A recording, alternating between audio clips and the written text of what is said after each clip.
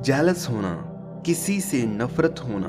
अगर आपको लगता है कि कोई आपसे जेलसी करता है या फिर आपको किसी से जेलस फील हो रही है, तो सबसे पहले आपको इसके कारणों को जान लेना बहुत जरूरी है। जब तक आप इसके मूल सिद्धांतों को नहीं समझेंगे, तब तक आप इसके शिकार होते ही रहेंगे। किसी से नफरत क्या होती है? क्योंकि जो काम अगला इंसान कर गया वो हम कर नहीं पा रहे। जो चीज उसके पास है वो हमारे पास नहीं है। दूसरा कारण है जो आपको आज तक किसी ने नहीं बताया होगा। हमारे विचार बहुत ही शक्तिशाली होते हैं। कहते हैं किसी को तबाह करना हो तो उसके लिए एक विचार ही काफी है। ये परमाणु शक्ति से भी घातक साबित होता है। हमारे ज्यादातर विचार खोखले हैं, जिनका जमीनी हकीकत में कोई वजूद नहीं है। बस हम उस बार को अपने कंधे पर लिए घूमते रहते हैं।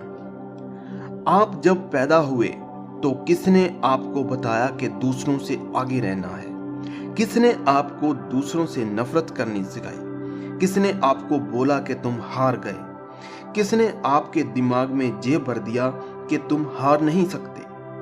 अगर हमारे पास अच्छे विचार होते तो हम कभी भी इस बीमारी का शिकार नहीं होते। अपने विचारों को पहचानो, आपका नजरिया खुद ही बदल जाएगा। आपके अंदर आप कम हो लेकिन लोग ज्यादा रह रहे हैं। उन लोगों के विचारों को निकालो जो आपको नफरत की आग में धकेलते हैं। हर चीज को देखने के अलग अलग नजरिए होते हैं।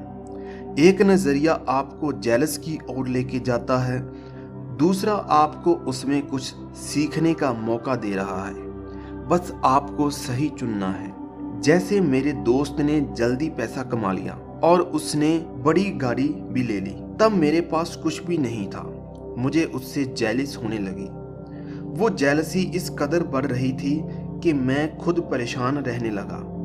लेकिन इस बात का मेरे दोस्त की जिंदगी पर कोई असर नहीं था और ना ही उसको इस बात के बारे में कोई अंदाजा था। तब मेरे दोस्त ने मुझको ये बातें समझाई जो मैं आज आपको समझा रहा हूँ। तब मैंने पाया कि स्कूल में टीचर मेरा और उसका कंपैरिजन करते थे। वो पढ़ाई में बहुत अच्छा था और मैं पढ़ाई में ज्यादा अच्छा नहीं था। लेकिन आज बड़े हो गए, जबकि देखा जाए तो उसकी अभी लाइन और है और मेरी लाइन और है। ऐसा हर किसी के साथ हो रहा है। बस मैं कहना चाहता हूँ, हमें कुछ बातों का ध्यान रखना पड़ेगा।